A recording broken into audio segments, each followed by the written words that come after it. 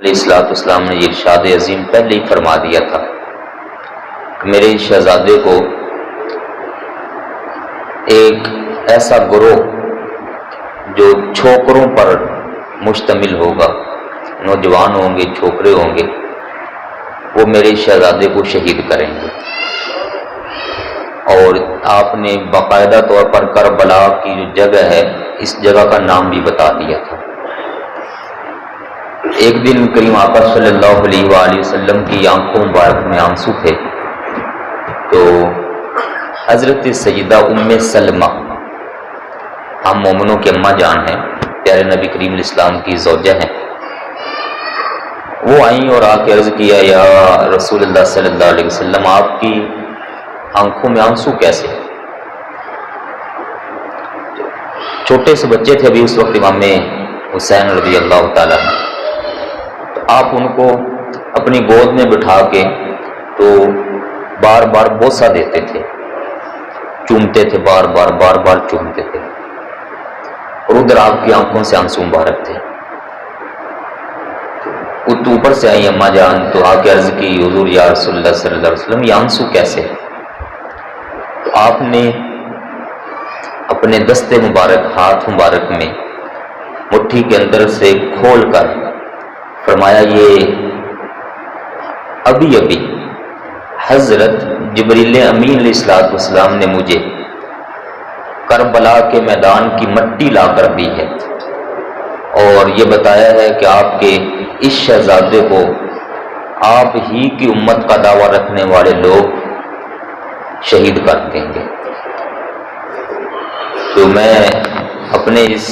بچے کے لیے دعا کر رہا ہوں اللہ پاک کی بارگاہ میں، اے مولا میرے شہزادے کو ثابت قدمی عطا فرمانا، ڈولنے نہ دینا، پیچھے نہ مڑنے دینا، اس کو قوت دینا کہ یہ وہاں ظالموں کا اور میری شریعت کو پامال کرنے والوں کا ڈٹ کے مقابلہ کر سکے۔ اور وہی مٹی پھر آپ صلی اللہ علیہ وآلہ وسلم نے حضرت ام سلمہ رضی اللہ تعالیٰ عنہا کو دی، فرمایا اس کو رکھ لو، سنبھال لو، جس دن یہ مٹی خون بن جائے اس دن سمجھ جانا کہ میرے اس بچے کو شہید کر دیا گیا ہے۔ اور وہ اماں جان نے پھر سنبھال لی۔ اس مٹی کے سنبھال لینے کے 53 سال بعد، 53 سال بعد، ایک دن مدینہ پاک میں حضرت ام سلمہ نے یہ خبر فرمایا کہ آج حضرت امام حسین کو شہید کر دیا گیا ہے۔ وہاں کے لوگوں نے پوچھا، آپ کو کیسے پتا کہ ان کو شہید کیا گیا؟ وہ تو سفر پر گئے ہیں، وہ تو وہاں پہنچے ہیں، ان کو لوگوں نے خطوط بھیج کر بلایا ہے کہ آپ تشریف لائیے، ہم آپ کا ہاتھ پر بیعت کریں گے، یہاں یزید نے سارا نظام خراب کر دیا ہے۔ تو وہ تو وہاں نانا جان کا اسلام نافذ کرنے کے لیے تشریف لے گئے ہوئے، تو تمہیں کیسے خبر کہ ان کو شہید کیا گیا؟ تو آپ نے وہ بوتل کے اندر جو شیشی کے اندر مٹی رکھی ہوئی تھی وہ نکال کے دکھائی، فرمایا دیکھ لو یہ خون بن چکی ہوئی ہے، اور مجھے نبی کریم علیہ السلام نے فرمایا تھا جس دن یہ خون بنے گی اس دن ان کو شہید کر دیا جائے گا۔ چند دنوں کے بعد وہاں سے جب خبر آئی تو یہاں کے لوگوں نے واضح کیا کہ بالکل وہی وقت تھا جب اماں جان یہ خبر سنا رہی تھی، ادھر امام حسین کو شہید کر دیا گیا۔ اور حضرت عبداللہ ابن عباس بڑے مشہور صحابی رسول ہیں رضی اللہ تعالیٰ عنہ، یہ فرماتے ہیں کہ میں نے دیکھا کہ پیارے نبی کریم صلی اللہ علیہ وآلہ وسلم کی زلف مبارک پر مٹی ہے، جس کو ہم عام انداز میں غبار کہتے ہیں، گرد و غبار، اس طرح سے مٹی ہے آپ کی زلفوں مبارک میں اور ریش مبارک پر اور کپڑوں مبارک پر۔ ایسے لگتا تھا جیسے کہیں دور کا سفر کر کے پیارے کریم آقا علیہ السلام تشریف لا رہے ہوں۔ تو حضرت عبداللہ ابن عباس فرماتے ہیں جمعہ کا دن تھا، جمعہ سے پہلے میں تھوڑی دیر کے لیے لیٹ رہا تھا، آرام کر رہا تھا، تو اسی غرض سے کہ چلے اٹھتے ہیں اور جا کر جمعہ پڑھتے ہیں، تو اس وقت جو میں خواب میں دیکھتا ہوں تو نبی کریم علیہ السلام تشریف لائے۔ میں نے عرض کی، یا رسول اللہ صلی اللہ علیہ وسلم یہ کیسا سفر ہے؟ اتنا لمبا کون سا سفر ہے جہاں یہ آثار آپ پر نمایاں ہیں؟ تو آپ نے فرمایا اے عبداللہ ابن عباس رضی اللہ تعالیٰ عنہ کا، میں اسی میدان سے آ رہا ہوں جہاں میرے نواسے کو شہید کیا گیا، اسی میدان سے میں آ رہا ہوں اور میں نے دیکھا کہ میرے نواسے کو شہید کیا گیا۔ وہ حضرت عبداللہ ابن عباس فرماتے ہیں میں گھبرا کے اٹھ گیا کہ یہ کیسا خواب تھا، یہ کیسا خواب ہے۔ تو میں پریشانی کے عالم میں جمعۃ المبارک کے لیے گیا، جمعہ پڑھا اور دعا کیا اللہ خیر فرما، کیسا خواب میں نے دیکھ لیا۔ فرماتے ہیں چند دنوں کے بعد وہاں سے قاصد آیا اور اس نے آ کے خبر دی کہ جمعۃ المبارک ہی کے دن حضرت امام حسین رضی اللہ عنہ کو وہاں شہید کر دیا گیا۔ اور حضرت ابن عباس فرماتے ہیں رضی اللہ عنہ جب وہ خبر ملی بالکل وہی ٹائم، تو مجھے اس اپنے خواب پر بھی مزید یقین ہوا کہ نبی کریم صلی اللہ علیہ وآلہ وسلم سب اپنی آنکھوں سے دیکھ رہے تھے کہ یہ میری امت کا دعویٰ رکھنے والے، میرا کلمہ پڑھنے والے اور میرے نواسے کے ساتھ کیا کر رہے ہیں۔ وہ نواسے امام حسین رضی اللہ تعالیٰ عنہ، میں بھی بیٹھے بیٹھے سوچ رہا تھا، بندہ سوچے تو عقل دنگ رہ جاتی ہے، عقل دنگ رہ جاتی ہے۔ کتنی شانوں والے ہمارے پیارے نبی کریم صلی اللہ علیہ وآلہ وسلم، جن کی سواری کے لیے اللہ پاک جنتوں سے براق بھیجتا ہے معراج کی رات میں۔ وہ پیارے کریم آقا علیہ الصلوۃ والسلام اپنے منہ مبارک کے اندر گھٹنے زمین پر لگا کے، آگے سے ہاتھ زمین پر لگا کے، جیسے چھوٹے بچوں کو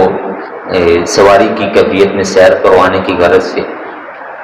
آپ نے ایک چادر مبارک اپنے منہ مبارک میں ڈالی ہوئی اور پیچھے گزاری ہوئی ایسے کر کے، اور آپ نیچے خود اپنے گھٹنے مبارک ٹیکے ہوئے ہیں، ہاتھ مبارک نیچے لگائے ہوئے ہیں اور آپ چل رہے ہیں، اور حضرت امام حسین رضی اللہ تعالیٰ عنہ آپ صلی اللہ علیہ وآلہ وسلم کی پشت کے اوپر بیٹھے ہوئے ہیں۔ اس کو ذرا تصور میں سوچیے کہ یہ کیسا واقعہ ہوگا۔ ہم ایسا کرنے کی ہمیں اجازت نہیں دیتی شریعت، میں سوچ رہا تھا کہ ہم ایسا کر کے ایک بار پریکٹس کریں، دیکھیں ذرا، لیکن آپ اس کو آزمائیے گا ضرور۔ جائیں گھر اپنے چھوٹے چھوٹے جو بچے ہیں نا، آپ کے کو پوتے ہیں آپ کے یا بیٹا ہو، تو اس کو ایسے اپنے کندھے پر بٹھا کر تھوڑا سا چلیے پھریے گا، یہ کہہ کر کہ چلے میں اپنے نبی کریم علیہ السلام کی سنت زندہ کر رہا ہوں۔ ہم ویسا یہاں نہیں کہہ سکتے کہ حضور اسلام نے ایسا کیا، لیکن سنت کی غرض سے اپنے بچے کے ساتھ گھر میں ایسا کر سکتے۔ تو فاروق اعظم عمر ابن خطاب رضی اللہ تعالیٰ امیر المومنین وہاں پہنچائے تو عرض کرتے ہیں واہ حسین واہ، تیری سواری کتنی خوبصورت ہے۔ کریم آقا علیہ الصلوۃ والسلام نے فاروق اعظم رضی اللہ عنہ کو دیکھ کر فرمایا ہے عمر، سواری کو دیکھتے ہو ذرا شاہ سوار کو بھی تو دیکھو، سوار کیسا عظیم ہے۔ وہ شاہ سوار جن کی سواری خود پیارے نبی کریم علیہ الصلوۃ والسلام بنے، اور کلمہ کا دعویٰ رکھنے والوں نے اس امام حسین رضی اللہ تعالیٰ کو سواری سے اتار کر شہید کیا۔ وہ بہادری بڑی لمبی داستان ہے، وہ ہم اگر سنانے بیٹھ جائیں تو ساری راتیں لگ جائیں گی ہماری۔ یہ ابھی حضرت صاحب پڑھ رہے تھے نا شعر، 71 افراد 71 افراد شہید ہو چکے ہوئے تھے۔ حضرت زینب رضی اللہ تعالیٰ عنہ آپ کی جو بہن ہے، سیدہ فاطمہ الزہرا کی بیٹی ہیں رضی اللہ تعالیٰ عنہ، ان کے اپنے سگے 2 بیٹے بھی شہید ہو چکے ہوئے تھے۔ حضرت امام محمد اور اون و محمد ان کو کہا جاتا ہے، بیٹے بھی شہید ہو چکے، بانجے بھی وہاں پر شہید ہو گئے، بھتیجے بھی وہاں پر ان کے شہید ہو گئے، اور اس کے باوجود پتہ ہے جو میدان میں جا رہا ہے لڑتا ہے واپس نہیں آتا، شہید ہوتا ہے۔ حضرت امام حسین رضی اللہ تعالیٰ اکیلے رہ گئے پیچھے۔ آپ ایک بار اندر گئے خیمے میں، ساری خواتین کو فرمایا کہ ثابت قدم رہنا ہے، رونا نہیں ہے، تمہارے خیمے سے چیخ و پکار کی آواز باہر نہیں جانی چاہیے، ورنہ دشمن سمجھیں گے کہ ہم جیت گئے۔ تمہارا صبر، تمہارا خاموش رہنا، یہی میری طرف سے تمہارے لیے نصیحت ہے، وصیت ہے۔ اور لمبی آپ نے گفتگو فرمائی کہ آگے جب جانا تو وہاں کیا کرنا ہے، جب واپس جانا تو وہاں کیا کرنا ہے، اور بڑی زبردست تلقین فرمائی۔ اور حضرت سیدہ زینب سے فرمایا کہ اب میں چلتا ہوں، اب میں چلتا ہوں۔ تو پتہ ہے سیدہ زینب رضی اللہ تعالیٰ عنہ کیا کہتی ہیں کہ ساروں کو جب میدان میں بھیجتے رہے ہیں تو آپ بھیجتے رہے ہیں، لیکن اب آپ کو بھیجنے والا کوئی نہیں۔ تو ایسا نہ ہو کہ لوگ کہیں کہ آپ کو بھیجنے والا کوئی نہیں تھا، لوگ سنائیں گے یہ باتیں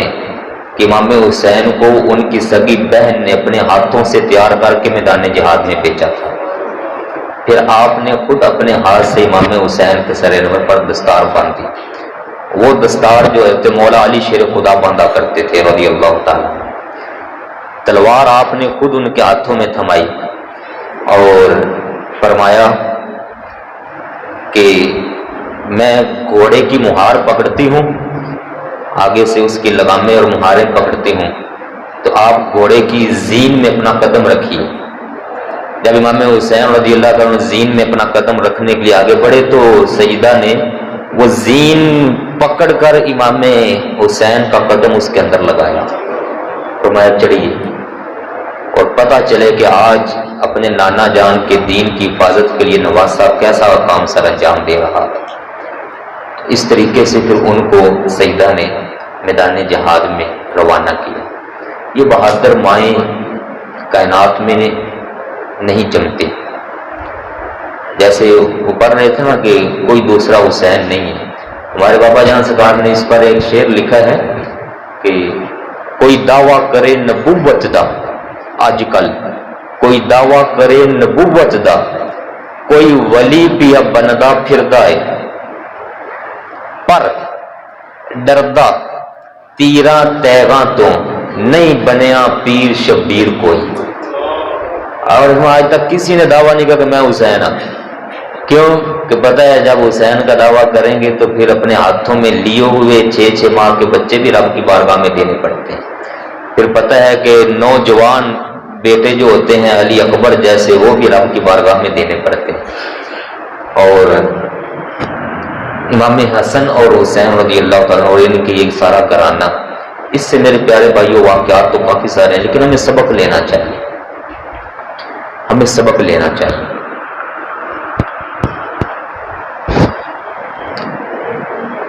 امام حسین رضی اللہ تعالیٰ عنہ بہادر ہیں، کس حوالے سے؟ دین پر چلنے کے حوالے سے، اور جو دین کے مخالف ہیں ان کا راہ روکنے کے حوالے سے۔ میں اگر یہاں پر آپس میں ہم بیٹھے ہیں ایک دوسرے سے یہ سوال کریں کہ دین پر چلنے کے حوالے سے ہم امام حسین رضی اللہ تعالیٰ عنہ کے نقش قدم کے کوئی 100ویں حصے کے کسی حصے میں آتے ہیں، تو ظاہری طور پر ہمارا جواب ہوگا کہ نہیں، بالکل نہیں آتے۔ اسی وجہ سے کہا جاتا ہے کہ ہم یہ محفلیں سجا کے بیٹھتے ہیں کہ یا باری تعالیٰ ہم ان جیسے بن تو نہیں سکتے، لیکن ان کی یاد دل میں رکھنے والے ہیں۔ اسی یاد ہی کے طفیل تو ہمارے اوپر کرم فرما کے کل کو ان سے محبت کرنے والوں میں ہمیں شامل فرما لیں۔ میرے پیارے بھائیوں، کوشش کریں حق اور سچ کا ساتھ دیں۔ اس وقت جو ووٹ ہوتا تھا نا، ووٹ، وہ ووٹ بیعت ہوتی تھی، بیعت لی جاتی تھی۔ وہ یزید یہی بیعت لینا چاہتا تھا، اگر امام حسین بیعت کریں گے تو ووٹ میرے حق میں آ جائے گا۔ اس دور میں یہی انداز تھا، اور امام حسین رضی اللہ تعالیٰ نے اس کو اپنا ووٹ نہیں دینا چاہتے تھے، بیعت نہیں دیتا۔ آج کے دور میں ہم اپنے ووٹ جو ہیں وہ کس کس کو ڈالتے ہیں، کس کس کو دیتے ہیں، اپنے آپ سے پوچھ لیجئے۔ پرسوں مجھے ایک بندے نے بات سنائی، پرسوں یا چوتھ، کسی مسجد میں یا مسجد میں کسی شادی حال کے اندر وہ کہہ رہے تھے، ایسے ہی کوئی واز ہو رہا تھا، بیان ہو رہا تھا، تو وہاں اس طرح کی دعوت دینے والے جو نقیب صاحب تھے یا خطیب صاحب تھے، یہ میرا ذہن سے نکل گیا، جو وہاں میپ پر بولنے والے تھے وہ صاحب تھے، تو انہوں نے اس طرح کی بات کی کہ آج ہم ایسے لوگوں کو ووٹ ڈال دیتے ہیں جو بدکاری، فحاشی، عریانی کو عام کرنے والے ہیں، ان کے لائسنس جاری کرنے والے ہیں، باقاعدہ پشت پناہی کرنے والے ہیں، سود کا نظام برپا کرنے والے ہیں، اور عدالتیں بالکل صحیح طور پر انصاف نہ کرنے کے لحاظ سے اس طرح کی انہوں نے گفتگو کی جو ہمارے ملک میں معاملات چل رہے ہیں، اور ایسوں کو ووٹ ڈالنے والے ضرور ہم میں سے یہاں پر بیٹھے ہوں گے۔ اب ظاہر ہے کہ اس پروگرام میں ایسے لوگ تھے، تو وہ خطیب صاحب کو کہنے لگے کہ حضرت صاحب بس دعا کرواؤ، دعا کرواؤ۔ تو وہ جس بھائی نے مجھے بات سنائی وہ کہنے لگے کہ آگے سے خطیب صاحب کہا یہی تو میں کہہ رہا ہوں کہ یزیدیت مرد آباد کہاں پہ ہے، یزیدیت مرد آباد کہاں پہ ہے۔ وہ آگے سے کچھ چیئرمین تھا اس ایریے کا، اس نے کہا مولوی صاحب تھانوں کیا نا دعا کرواؤ، آپ نے کہا لے پہ، وہ کہندا ہے کہ لے پھر آ جا۔ مولوی کو بہت تکڑا ہی ہوگا سی، انہوں نے کہا لے پھر آ جا، میں نعرہ مار رہا ہوں حسینیت دا، تے میں یہ کہہ رہی ہوں کہ تسی ووٹ ڈال دے ہو انہاں گندیاں لوگاں نو، تو مینوں روک رہی ہے یہو جی گل کرن تو پھر یزید دا ساتھی تو ہوئے ہو، تے میں حسین دا نعرہ مارن آ جا، پھر ایتھے مقابلہ ہو جاوے۔ کہندا میں سائڈ تے کیتا، انہیں کہا ایتھے، وہ چار بندیاں نے انہوں پکڑا، چار بندیاں مولوی صاحب نو پکڑا، لگے تسی تے جلدی کرو، نے کہا یار حیا ہی نہیں آ رہی اینوں بھی ایک تو کم اسی غلط کر رہے ہیں، نعرے مار رہے ہیں حسینیت اور یزیدیت دے معاملات دے، تو میں کہہ رہی ہوں کہ یار اسی حسینیت دا ساتھ دینا تو کیویں ساتھ دیواں گے ایتھے نعرہ مار کے، میں کہہ رہی ہوں اپنے ووٹ صحیح استعمال کرو، نہ ساتھ دیو انہاں لوگاں دا جنہاں دا تسی بدکار قسم دے بندیاں نو ساتھ دے کے انہاں اگے لے آندے ہو، اور اسلام آج تک 70 سال ہو گئے اتنے آ نہیں رہا، لا الہ الا اللہ محمد رسول اللہ پاکستان کا مطلب کیا ہے، یہ کہتے جوش میں آ گئی امام صاحب، انہوں نے خوب انہوں نے پھر بیان کیا اور کہا بھائی چیئرمین صاحب آ جاؤ مقابلہ کر لو میرے نال، ہٹاؤ اپنے گن مین پیچھا، جی نہیں تو ایک ایک کر کے آ جاؤ، پھر میں بھی حلوے کھا دے لو۔ ایسا ہی اس نے کہا، کہتا ہے میں بھی حلوے کھا دے امام حسین دے نام تے، تو اگر ایڈا وڈا ہے تو آپ پھر میرے نال لگ جائے تھے، انہیں تیرا میرا مقابلہ ہو جائے گا۔ کہتے تھوڑی دیر گزری، پھر وہ چیئرمین صاحب جڑے سن بہ گیا آرام نال، تے خطیب صاحب نے ٹھنڈے ہو گئے، خطیب صاحب نے کیا کہ حیا کرو یار، اگر تسی نہیں ووٹ پا سکتے ہو تو نہ پاؤ ووٹ، لیکن ایتھے گل تو سانو کرن دیو کم از کم، تو چیئرمین ہوئے گا تو گھر ہی ہوئے گا، مسجد تیری یا وہ شادی والی تیری کوئی چیئرمین ہی نہیں چلتی، نہ میں تیرا ووٹر ہاں نہ تو میرا کوئی کام کیتا، چل دوڑ جا۔ سخت وہاں ان کی بات تو ہیں، بہرحال یہ انداز ان کا جو بنا وہ ایک لحاظ سے غلط تھا، اس سے کافی سارے لوگوں پر ایک نیگیٹو بھی اثر پڑ سکتا ہے، لیکن جو بات ہو رہی تھی وہ بات صحیح تھی، بات صحیح تھی، ماحول جو بن گیا وہ ماحول نہیں بننا چاہیے تھا۔ میں نے پھر آگے سے اس بھائی کو کہا کہ اگر میں وہاں پر ہوتا تو میں ایسا نہ ہونے دیتا، وہ جیسے چیئرمین صاحب بولے تھے نا، اس چیئرمین صاحب کو بھی میں محبت سے پیار سے اپنے قریب بٹھاتا اور ان کو پھر کھانا بھی کھلاتا، کیونکہ وہ چیئرمین صاحب جو تھے وہ بھی وہاں جو آئے ہوئے تھے وہ امام حسین کی محبت میں آئے ہوئے تھے، لیکن ان کی چونکہ موجودہ دوستی یاری وہ کسی بندے کے ساتھ اوپر ہے اور اس کے چاہنے والے بھی کئی بیٹھے تھے، وہ پھر وہاں تو کئی دنیا کے معاملات ہیں، وہ مضبوطی نہیں آتی آج کل۔ بہرحال تو اس طرح کے واقعات آج کے دور میں بھی دیکھنے کو مل رہے ہیں، تو میرے پیارے بھائیوں اپنے آپ کو مضبوط کریں، ایک نظریہ لیں اپنا، اس نظریے کے تحت چلیں، وہی نظریہ جو ہمارے سیدنا امام حسین رضی اللہ تعالیٰ عنہ نے اپنایا ہوا تھا۔ جب ہم نعرہ مارتے ہیں حسین ایک ذات کا نام ہے اور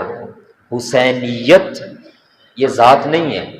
حسینیت یہ سوچ ہے، یہ نظریہ ہے، اور یزید ایک ذات بندے کا نام ہے، لیکن یزیدیت یہ بندہ نہیں ہے، یہ پورا ایک نظریہ ہے، یہ ایک سوچ ہے۔ جب ہم کہتے ہیں کہ یزیدیت مرد آباد، اس کا مطلب یزید تو مردہ ہو چکا نا، وہ تو مر گیا، لیکن اس کی سوچ کو بھی ہم نے مردہ کرنا ہے، اس کا جو مشن تھا اس کو بھی مردہ کرنا ہے۔ اور جب ہم کہتے ہیں کہ حسین زندہ باد اور حسینیت زندہ باد، اس کا مطلب ہوتا ہے کہ ہم نے جیسے امام حسین ہمیشہ کے لیے زندہ ہو گئے، شہید اللہ پاک کا فرمان ہے زندہ ہوتے ہیں، جیسے وہ زندہ ہیں ویسے ہی ان کی سوچ کو بھی، ان کے نظریے کو بھی زندہ کرنا ہے، زندہ رکھنا ہے، اور اپنے ان چھوٹے چھوٹے بچوں کو سمجھانا ہے کہ ہم نے آنے والے وقت اور دور میں امام حسین کے نظریے کو آگے لے کر چلنا ہے، اور اس کے لیے ضروری ہے کہ ہر باطل سے، ہر جھوٹ سے، ہر قسم کے فراڈیے سے، ہر قسم کے دھوکہ باز سے، چاہے وہ مسجد کا خطیب امام دھوکہ باز ہو، چاہے کوئی پیر دھوکہ باز ہو، چاہے کوئی ملک کا سیاست دان دھوکہ باز ہو۔ میں صرف سیاست دانوں کو نہیں لے کے آ رہا ہوں، پھر نہ کہنا کہ پھر سیاست دانوں کے خلاف بول رہی ہے، میں کہہ رہی ہوں چاہے کوئی خطیب دھوکہ والا ہوئے، حق تے نہ چلن والا، فراڈ کرن والا، لوگاں دے پیسے دبان والا اور فراڈیاں اور جھوٹ بولن والا، چاہے کوئی پیر ہوئے، چاہے کوئی سکالر ہوئے، چاہے کوئی پروفیسر ہوئے، چاہے سکول یا سیاستدان، کوئی ماسٹر ہوئے، کوئی کسی قسم کا، ہر وہ بندہ جو یزید کی سوچ کو لے کر آگے نکل رہا ہے، ہم نے اس کو روکنا ہے اور امام حسین کی سوچ پر چلنے والوں کا ساتھ دینا ہے۔ یہی حسینیت زندہ باد ہے، اور اسی انداز میں یزیدیت مرد آباد ہے۔ اب ذرا نعرہ لگائیے حسینیت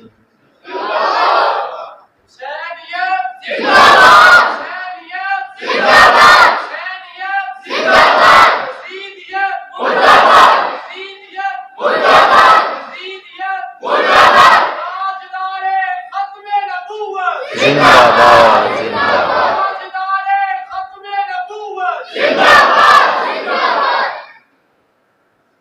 ناراض تو نہیں ہوئی جی؟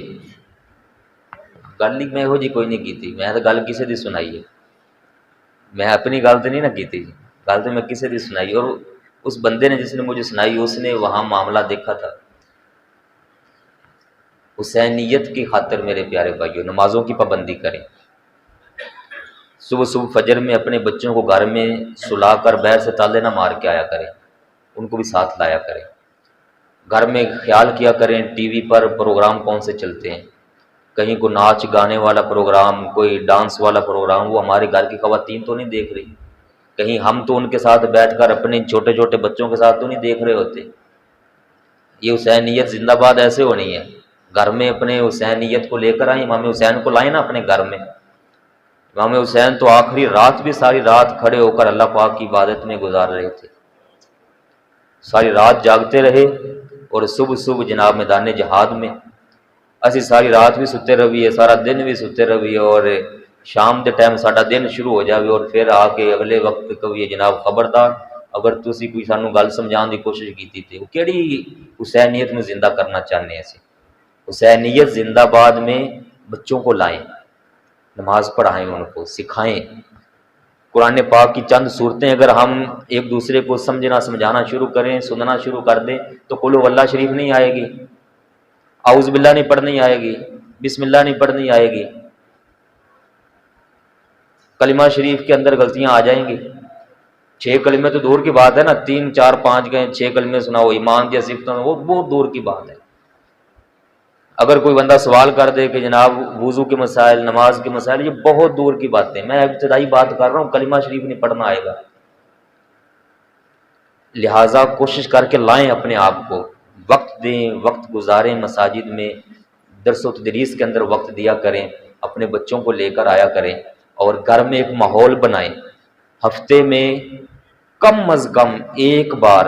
اپنے گھر کے اندر سارے خواتین کو، بچوں کو، گھر والوں کو بٹھا کر پیارے نبی پاک کے نام کی خود ہی محفل سجایا کریں، وہاں پر سمجھایا کریں، سنایا کریں اپنے بچوں کو۔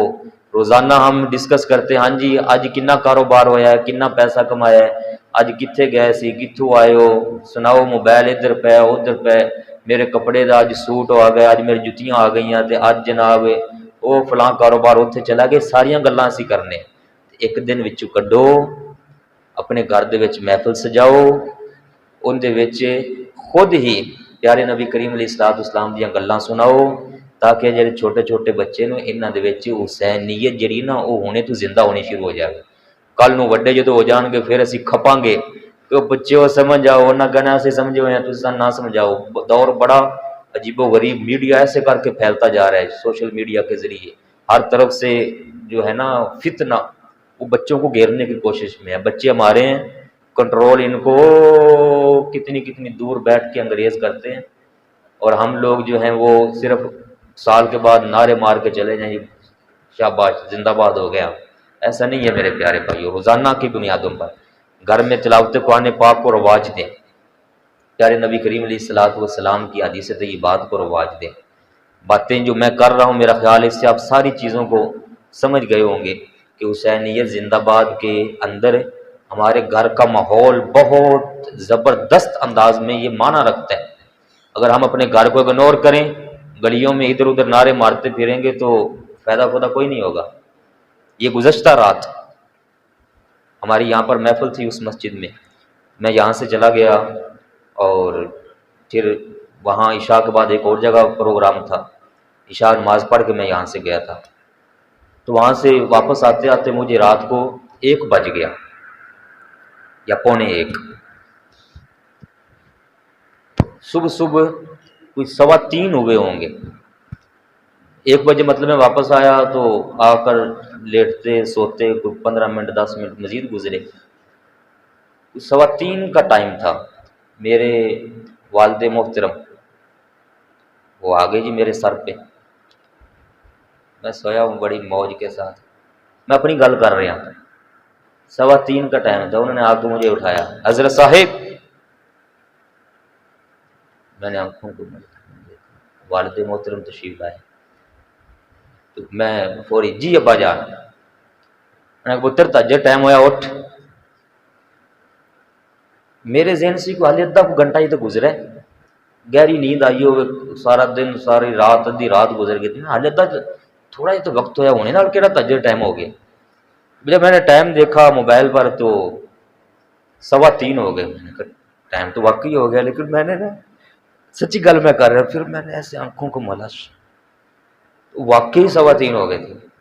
پیچھے ٹائم تھوڑا سا تھا۔ الحمدللہ میں بہرحال اٹھ گیا۔ تو اب میں بات اس لیے سنا رہا ہوں کہ میرے والد محترم نے یہ نہیں سوچا کہ جناب مسجد دا امام ہے یا خطیب ہے یا مفتی ہے، یہ راتی تقریراں کردا رہی ہے، ادھر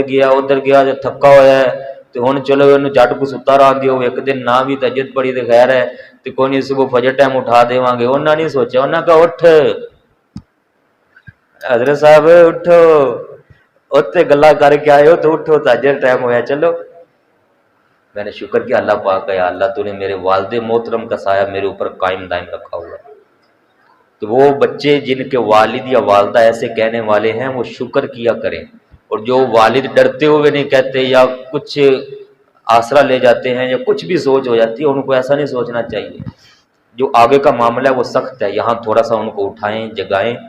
کوئی بات نہیں ہے، تھوڑی سی ہمت کریں گے۔ میں دیکھ لیں پھر بھی صحیح ہوں آپ کے سامنے، نیند میری بعد میں پوری ہو گئی، فجر کی نماز پڑھی تھوڑی دیر کے بعد، اشراق کے وقت کے بعد انہوں نے آج جانا تھا واپس گھر، ان کو میں نے اسٹیشن پر چھوڑا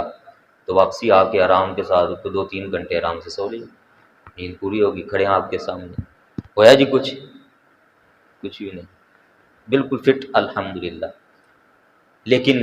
اس ساری بات سنانے کا میرا مقصد ہے پیارے بھائیو، ہمت کریں تھوڑی سی۔ یہ جو ہم حسینیت بار بار کہہ رہے ہیں، وہ سیدہ زینب نے کیا کہا آخری وقت؟ فرمایا کہ کوئی یہ نہ کہے کہ آپ اکیلے گئے ہیں، میں آپ کے ساتھ ہوں،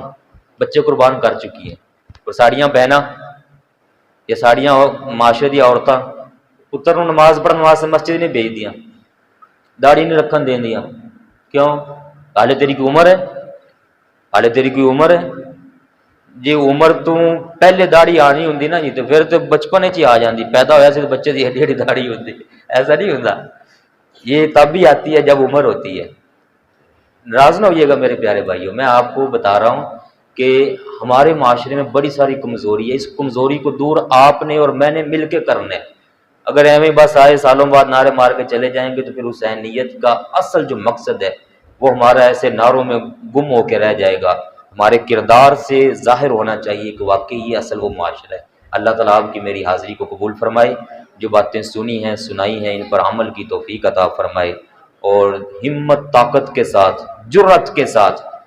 دعوت حق دینے کے لیے حکمت اپنا کر اپنے گھر میں آس پاس ماحول میں اسلام کو روشن کرنے کے لیے اس کا میسج عام کرنے کی توفیق عطا فرمائے۔